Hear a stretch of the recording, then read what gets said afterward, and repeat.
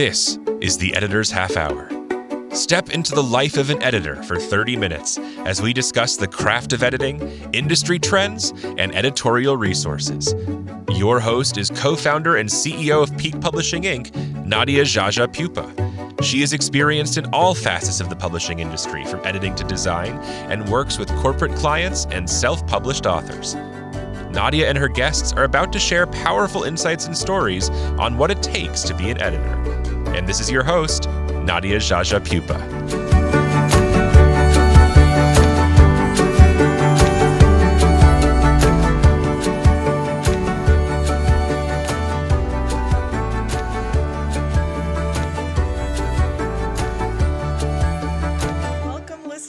Editor's Half Hour. I have the most wonderful guest today. I am going to try my best to keep my excitement neutralized because I am so happy to have you, Karen.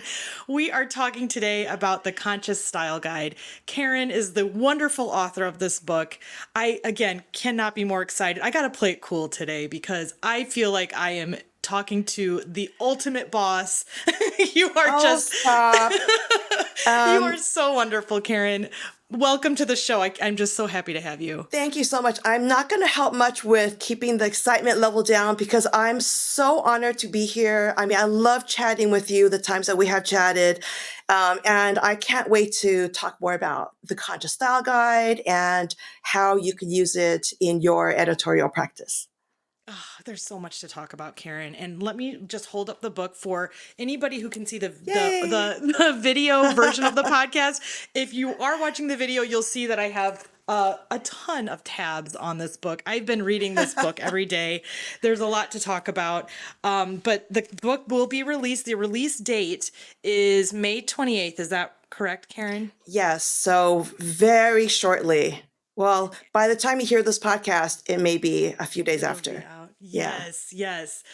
So, Karen, you are so impressive. I mean, you have such an amazing things that you've done for the editorial industry. You're a Robinson Prize winner. You've created this amazing database online. So many things. The Editors of Color database. Yes. Editors of Color database, the Conscious Style Guide online. There's so much to talk about in just that area. But of course, we're going to keep our conversation today focused on the book, which is so exciting. But I want to share with listeners, when we first met, it was at ACES in person, and we were both on the Ask the Expert panel. And I couldn't wait to say hi to you and introduce myself to you. But the funny thing is, in my head, and I don't know why, I felt like I needed to confess my sins to you. I was like, Karen, I said something horrible. I used such, not conscious language on the podcast, or I'll say things like, and we'll get into this in our conversation today about automatic language. I mean, well, there's things that you mentioned in the book, but I'll say guys when I talk to people, and some editors are like, we really shouldn't be calling everybody guys when you're addressing a group, but I still do that sometimes. But the first thing I said to Karen when I met her, I was like, Karen, she's like, who is this Nadia person? I remember specifically telling you that I used a phrase that was not, it's not a phrase that we should be using, but I used a phrase low on the totem pole. And I remember saying that to you, and your reaction was so kind. And you were like, well, Nadia, there's a thing where, you have to address the context too. There's content and context. And and you were so kind. And then we got to meet one-on-one on just Zoom, just to actually have a one-on-one conversation without interruptions. And you have such a great personality. And I just I love your personality. And I think what I love about you is that you do not ever give off a sense of judgment when you're talking to somebody. Oh, good. I'm never. So glad. Because when you said just now that you felt like confessing all your sins to me, just imagine how I feel as the founder of Conscious Style Guide and the writer of this book. Like, I feel like telling people right away, hey, I mess up all the time. And I want people to know that I will resist judging you for it because that's, first of all, that's how I want you to treat me. I want you to be able to look at everything that I've done and say, oh, okay, well, she used this word here and I question this word, but I don't know what's happening in her mind. It could be a word that she has reclaimed. It could be that she has done deeper research and she understands this word better than I do. I mean, there could be so many reasons why an ally may have words that are misaligned with what you perceive as ideal. Yeah. So when you used low on the totem pole, I think I recommended to you that sometimes making a mistake and correcting yourself immediately is actually better than ignoring it or pretending it didn't happen, or wait, if you cut it out of your podcast, which is what you did. Because what happens is, like, if you said blah, blah, blah, low on the totem pole, like, oh my gosh, I can't believe I said that. That word actually comes from this. It was spread by this guy who had no knowledge of Native or Indigenous practices. Like, if you led into that conversation, then probably a huge portion of your audience would be like, oh, wow, it didn't even occur to me that this word has this history and that Native communities are asking us to reconsider using this word. So, like, we could actually get a conversation going because we made a mistake. Yeah.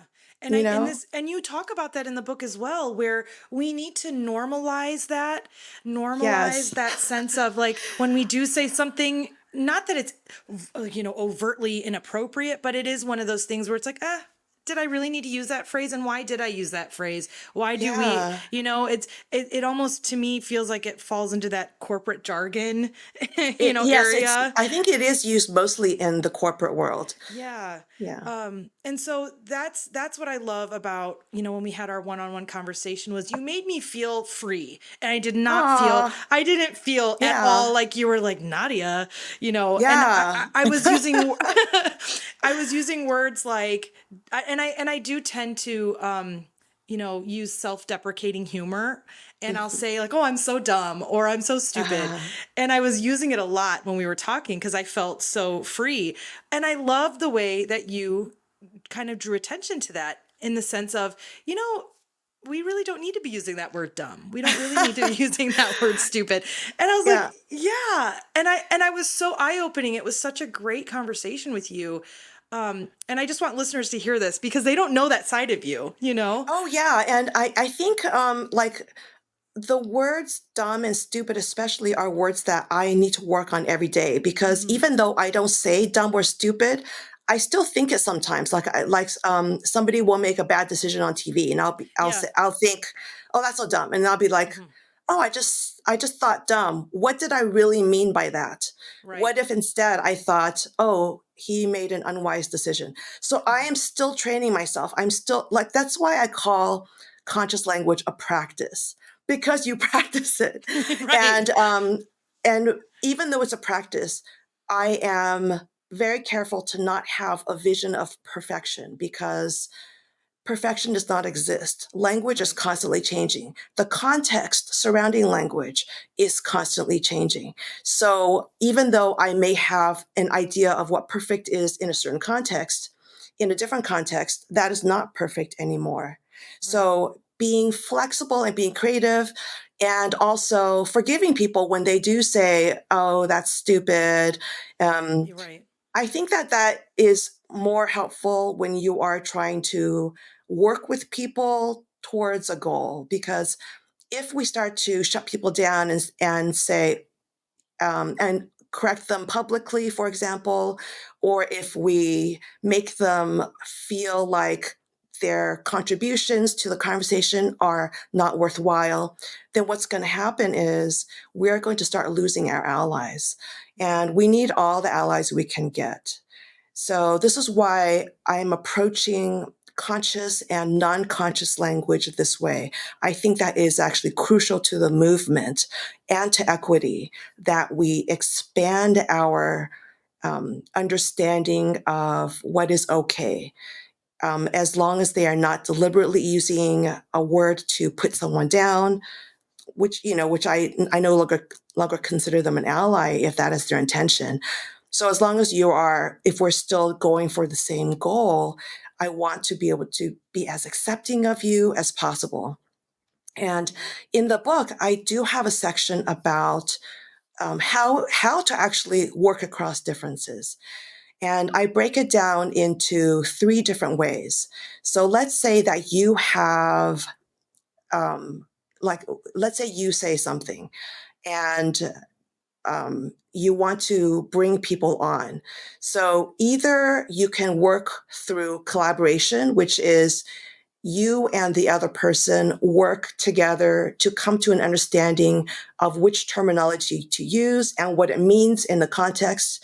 Or you could say, well, they're using this language, and for us to work together, I'm going to agree that this language means what they intended to mean. Or the third way is you could say, well, my terminology is really important, and I want them to meet me where I am. So collaboration, or you can agree with them, or they can agree with you. So if you consciously use these 3 ways, then that can really help us stay connected. And also it builds that foundation of safety that we really need when we are disagreeing with each other. Yeah, there's an art to that as well. And I love how you break it down so methodically in the book. It's not a thing where, and I think editors have moved on. I mean, at this rate, there's a new wave of editors where we're not, these sticklers for grammar and punctuation in the sense of coming down on the authors or coming down on the writers as, you're wrong, and we know everything.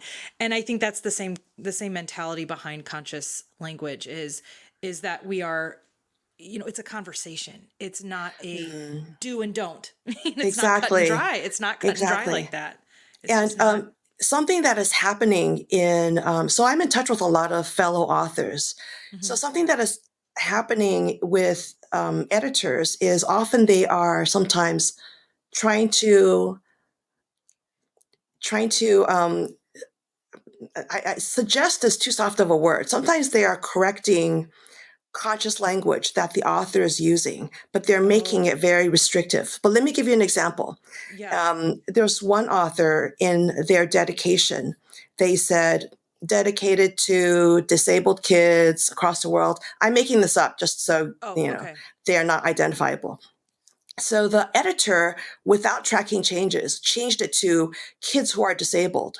So what they did was they took identity first language by the author who is disabled, and they flipped it to person first language without checking in. So this would be a prime moment where this editor, so both people are using conscious language. The editor thinks this is conscious language for them. The author is definitely using identity first conscious language because they are disabled. This is the language they choose. But the problem with insisting that, person first language for disability is the only way to go. This is a perfect moment for the editor to say, hey, what I have learned is that usually for disabled references, you say a person who is, and then you fill in the blank. I've noticed that you are using this language instead. This would be a great moment for the author to say, hey, thank you for pointing it out. This is exactly how I want it. Please don't change anything in my book. Does that make sense? Yeah. So, that makes sense. So people are like turning conscious language into what is PC language. They are ignoring the context. They're ignoring the context that is the author themselves is using this language. The author who is disabled using this. So context is really important. If this were a non-disabled author, then you might say, oh, okay, well, throughout the book, it seems like they're not really using like a very clear, well-intentioned language throughout. They might be struggling with conscious language. I'm going to point this out in case they would like to change anything else in their book. So in that case, sure. But always I would have a conversation. Like even when I commission articles for consciousstyleguide.com. Whenever I want to, for example, when people started capitalizing Black when referring to race, I would always give my writers the option, do you want to capitalize Black and white in your article? It's something so touchy, and so there's so many opinions about it that I want them to be able to choose their style, because ultimately this article is theirs. So conversation is always better than applying a style without context, without question throughout. Conscious language necessarily requires critical thinking.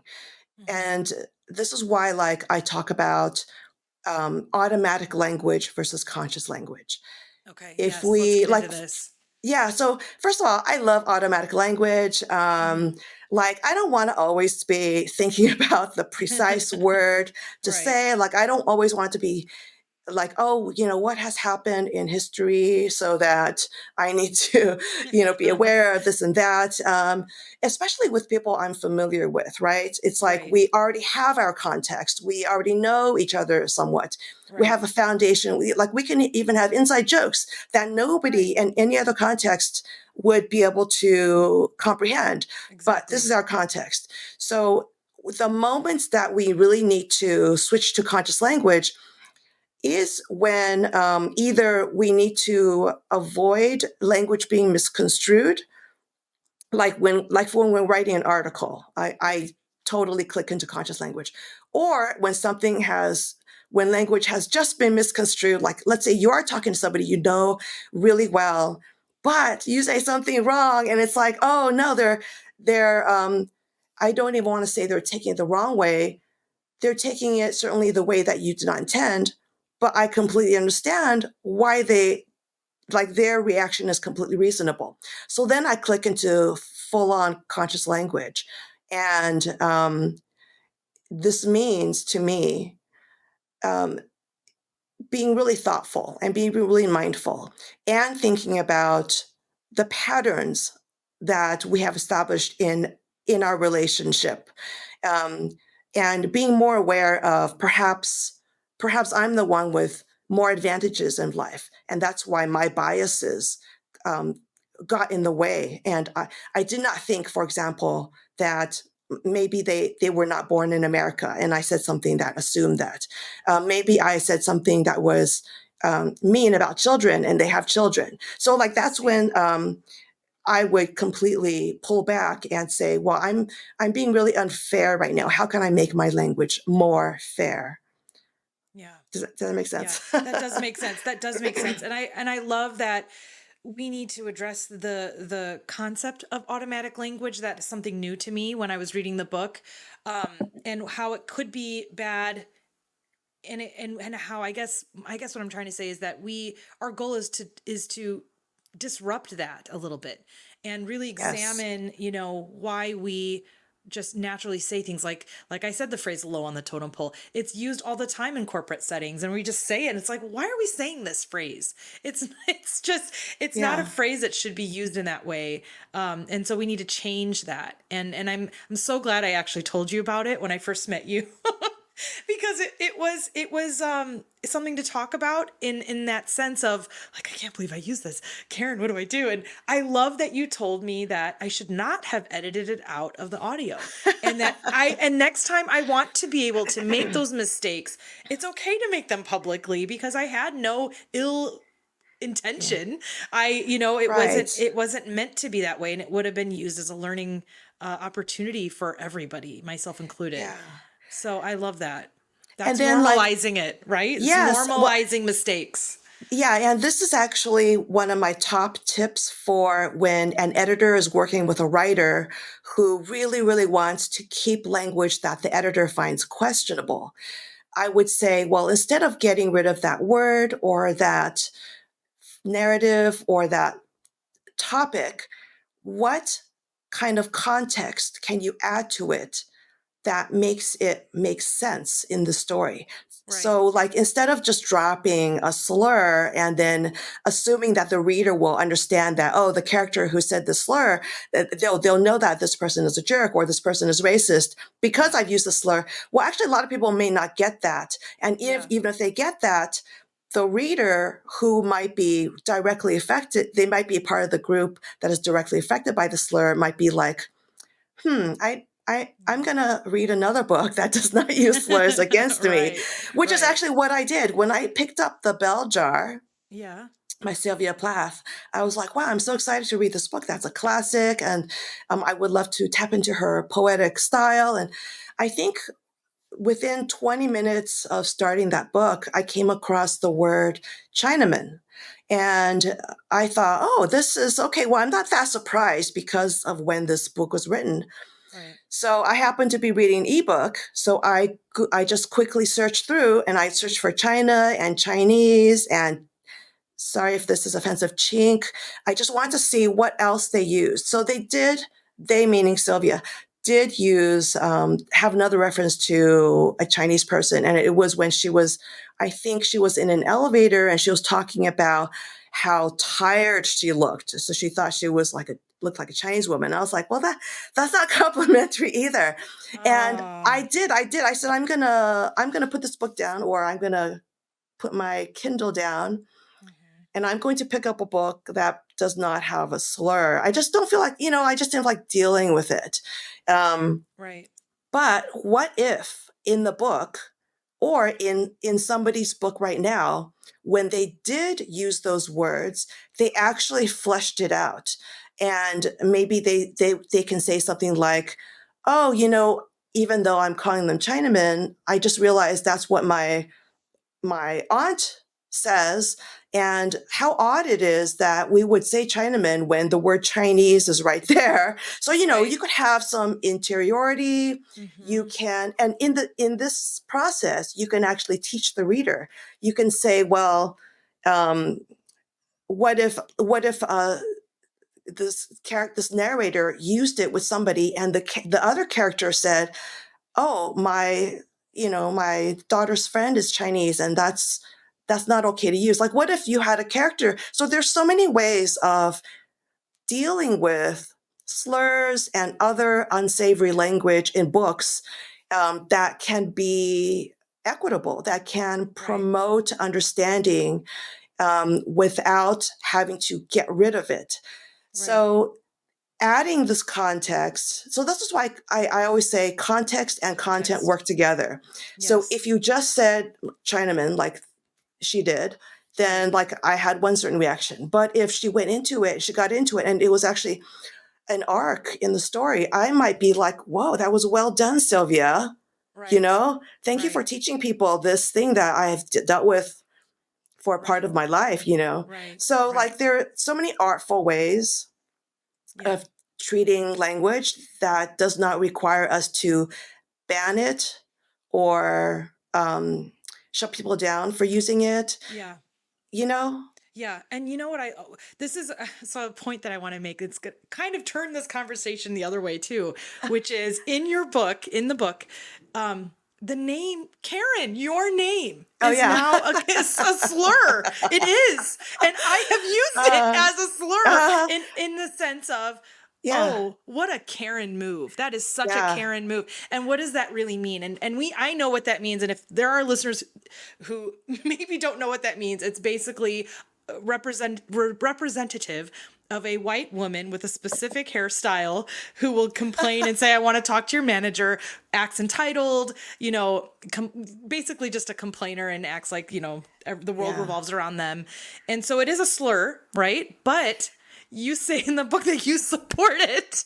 Yes. Okay. So I love the way you write, by the way. I love your writing style. Oh, thank and you. I want to add really quick for the listeners. You insert your humor, and I love your sense. You have a great sense of humor. And so I was pleasantly surprised. You got to look at the footnotes when you read this book, listeners, because there are some great footnotes in here. Just wanted to add that. There's some surprises, I think. Just nice little touches of your humor. Thank you. But so let's talk about Karen. Your name is Karen. You're Yeah. now a white woman. So, Acting entitled. when I first Yeah. heard about this meme, it was kind of limited to, oh yeah, this white woman with a certain hairstyle is complaining to the manager. And I thought it was amusing. But then it kind of morphed into a white woman who was complaining about Black people who are just going about their lives, Right. maybe having a barbecue in the park, maybe swimming in a pool. And the white woman is calling the police.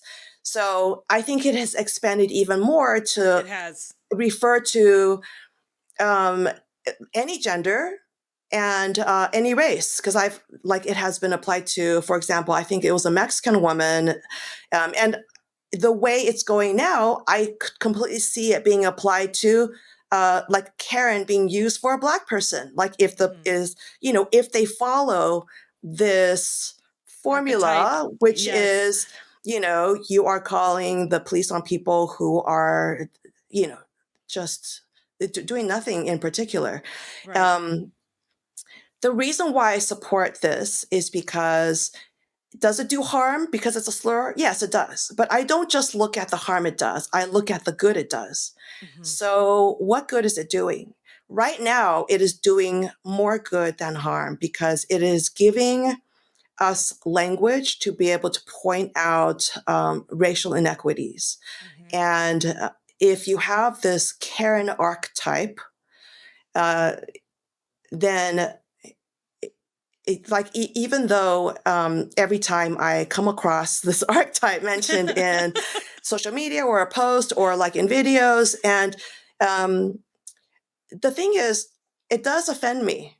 Okay, Yes. it offends me, but I don't care. I don't care that it offends me. This is just an initial reaction. Right. Something happens. I have a feeling. The next stage is the feeling goes away because it's like, I totally believe that we need this right now to draw attention to what's happening in our society. Yeah. The times that I really don't support the use of Karen is when people are using it to mean, oh, somebody's complaining. That's okay to complain. That's true. Or, That's or true. like, oh, somebody's criticizing someone. That's criticizing someone's fine. So if they water it down so much, then it can no longer be used for the equitable purpose that it was created, or I see what you're not saying. created, but yeah. So the moment that it starts to become completely diluted is probably when I'm going to say, ew, like, Yeah, right. I don't support it anymore. Like, Yeah. But what's really funny is I have never liked my name, Karen. I have never liked it. And now nobody likes it. So we're all on the same, ground. But there's other names that have become internet things. The name Kyle is an internet thing. I don't know if you've seen that yet. The spiky, the archetype of the spiky hair skateboarder. Like everybody named Kyle is a skateboarder with, like, come on, that kind of thing. Like so Chad. Like Chad, I'm still trying to. that's another one. Yeah, I'm trying to figure out what Chad really means. Like, is Chad like a buff guy? I think like a frat boy, I think is Chad, like a frat humor, or I don't know. I think that's what it is. There's so many. I mean, the Karen, it could have been very well used as a Deb. I mean, people make fun of Pam, those names, because they're so prevalent in the corporate setting. But you know what the next one is? And I am finding it funny. Unfortunately, the name Aaron is now, and I have so many wonderful Aarons on my podcast. Aaron, because there's this one woman who is kind of mocking corporate jargon. Corporate Aaron is what she's known as online. Okay. And I do find her very funny. And she does something which is called the corporate accent, and speaking and using a lot of corporate just the corporate jargon that I was talking about earlier. And she's mocking, that type of thing. And so I think that's going to become the new wave, which is like okay. So I've given the archetype Karen a lot of thought, and I've noticed how there's no adjective that describes it or a descriptor. So you have corporate Aaron. So at least that sets it aside. Like we used to have Debbie Downer. Yes. We used to have Chatty Cathy. Negative Nancy. Yeah. So notice how those are all like descriptor, name, whereas Karen is just Karen. And I think that is why a lot more real people named Karen are deeply offended, because it's not like you're saying racist Karen, because then they can distance themselves a little. So I think that's part of it too. Yeah, you're right. Because it's open-ended. Like, what really does it mean? Even as I was describing it, I forgot to add the fact that it is women who are, complaining about other races, and that's really what it came down to. Yeah. So, this is a great conversation. I want to keep going. I want to at least mention the fact that you mentioned something in the book called an EFT. It stands for Emotional Freedom Techniques. So we don't need to get into that specifically, but there's a technique to reduce anxiety called tapping. I found that so informative. I never knew anything about this. You have a diagram in the book that shows how to do it.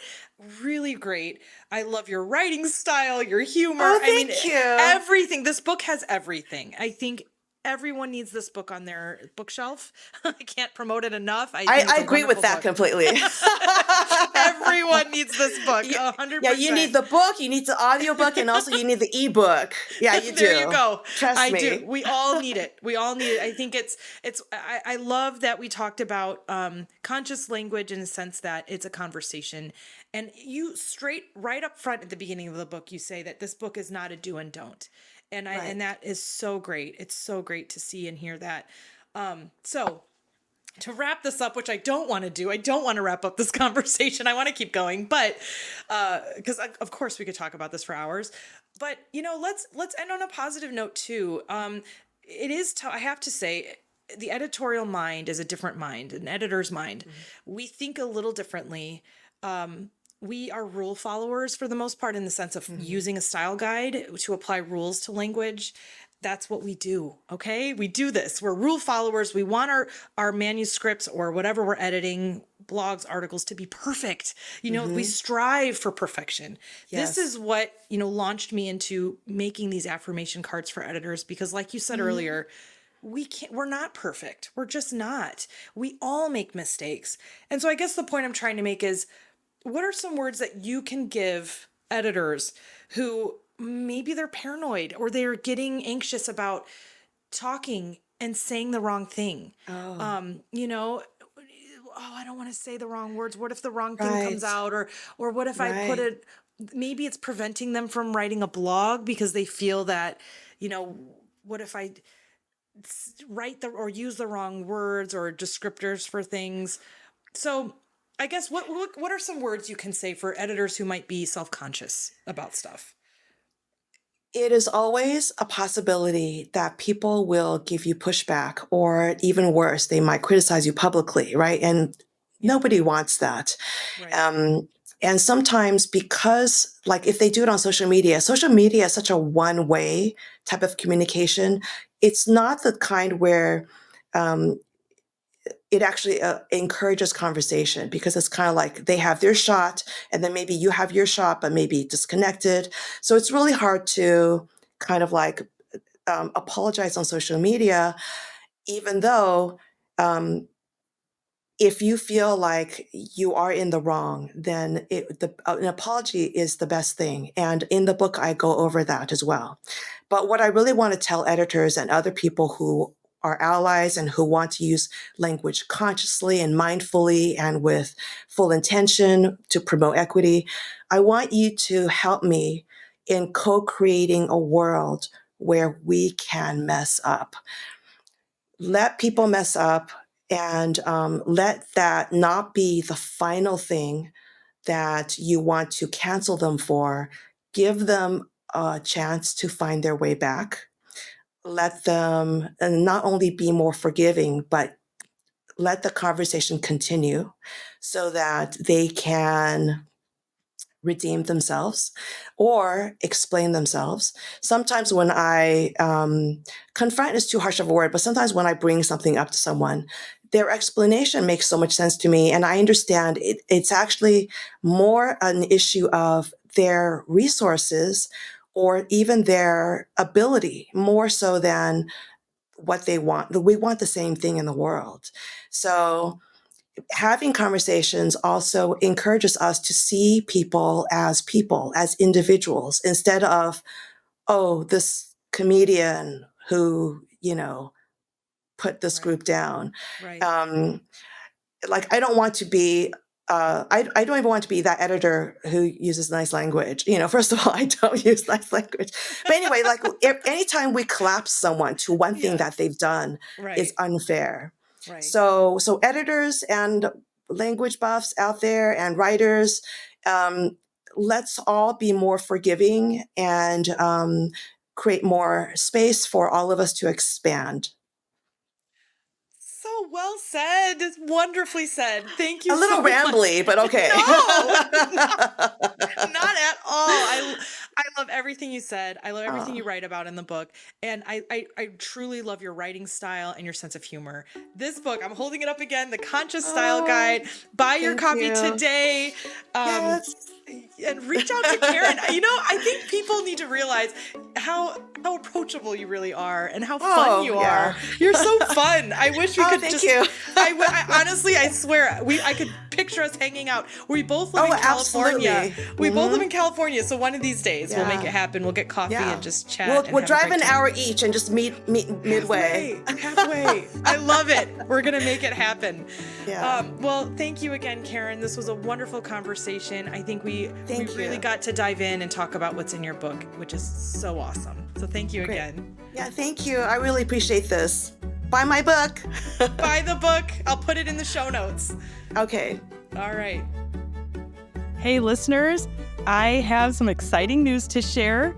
I have officially launched the affirmation cards for editors. Some of you may have heard about them. You've probably seen them on my Instagram page.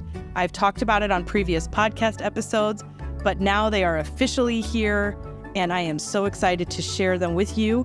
I am holding up the box right now for the video version of the podcast. For the audio version, I'll explain to you what they look like. It's a little box, blue and green gradients with some editorial marks and some gold foil stamp on the cover, and it's just so beautiful, and it's designed by Caitlin on the Peak Publishing team.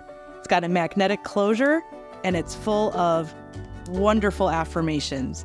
Some background about how I made these and how I was inspired to do this was a few years ago, a friend was using affirmation cards for her life, her lifestyle. And I thought, I want to get some. But then I thought, well, I really want to get some for editors. Let me see if they exist. And lo and behold, they do not exist. And then I sparked an idea to actually create them. So these are officially the first ever affirmation cards for editors. I've set aside 3 affirmations that I'd like to read to you. And hopefully they inspire you and ignite a sense of positivity in your life. The first one says, I am a skilled and meticulous copy editor. You need to tell yourself this, remind yourself that you are skilled. You are meticulous in the way that you edit. Another one I have, is just also my second favorite, is I am committed to delivering polished manuscripts. That's our job. You're committed to this. This is what you do. It gives me that motivation as I'm editing. Last one here is my attention to detail is unmatched. I'm holding it up now so you can see it. These cards are meant to sit in a little wood stand that I'm holding up to show so that you can look at them every day. You could pull a new card every day, have it at your desk, make it part of your morning routine, and it's just a way to get yourself motivated, excited, and positive about the work you do, because oftentimes you question yourself. I do it all the time. Even though I have several years of experience, it's inevitable that you will question yourself and think that you might not know what you're doing, but you do know what you're doing. So take a chance to check out my website, peakpublishing.com/shop, to take a look at the cards, see what they're all about, and purchase your copy today. Thank you for listening to the Editor's Half Hour. This podcast is your go-to resource for editorial trends, opening the discussion for new ideas through the real-life stories of editors. For more information about Nadia Jaja Pupa and her business, visit peakpublishing.com. That's PIQUE publishing.com. And remember to subscribe and follow the Editor's Half Hour wherever you get your podcasts.